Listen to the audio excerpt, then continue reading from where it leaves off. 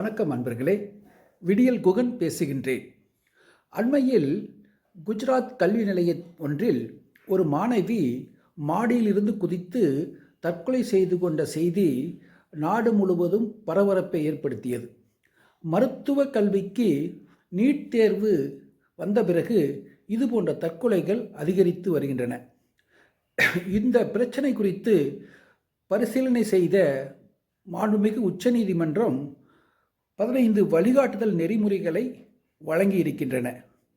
அது பற்றிய செய்தியை இன்றைய நாட்டு நடப்பில் காண்போம்.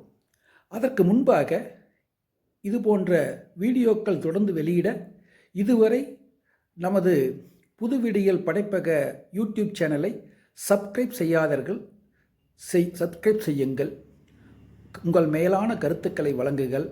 உங்கள் நண்பர்கள் உறவினர்களுக்கு பகிர்ந்திடுங்கள். இதோ வருகிறது செய்தி, பாருங்கள். நன்றி, வணக்கம்.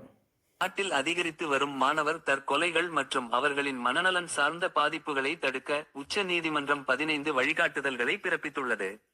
ஆந்திராவில் நீட் தேர்வுக்கு தயாராகி வந்த 17 வயது மாணவர் விடுதியில் இறந்து கிடந்தார்.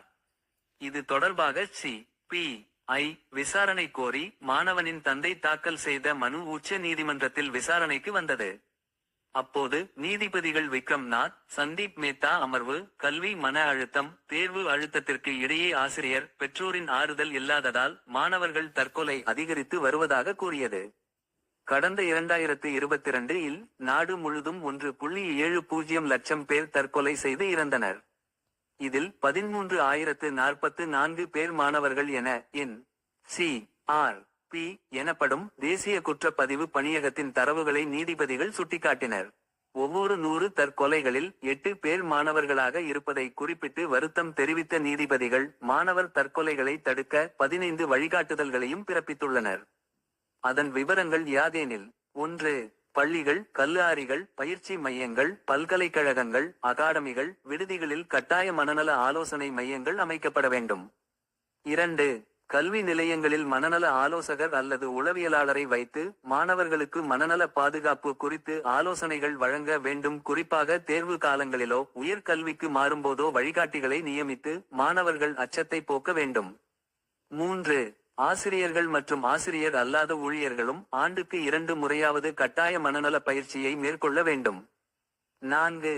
கல்வி மற்றும் ஜாதி அடிப்படையில் மாணவர்களை பாகுபாடாக நடத்தக்கூடாது. 5. பாலியல் துன்புறுத்தல், ராகிங் உள்ளிட்ட பிரச்சனை குறித்து மாணவர்கள் புகார் தெரிவித்தால் உடனடி நடவடிக்கை எடுக்க வேண்டும். 6. மின்விசிறியை பயன்படுத்தி தற்கொலை செய்யாத வகையிலும் மொட்டை மாடி, பால்கனி போன்றவற்றில் தடுப்புகள் இருக்கும் வகையிலும் விடுதிகள், பயிற்சி நிறுவனங்கள் இருக்க வேண்டும். 7. விடுதிகள், வகுப்பறைகள், போதுமான இடங்கள் மற்றும் வலைதளங்களில் தற்கொலை உதவி எண்கள், பிற தேசிய சேவை எண்களை பெரிய அளவில் தெளிவாக அச்சிட வேண்டும். 8.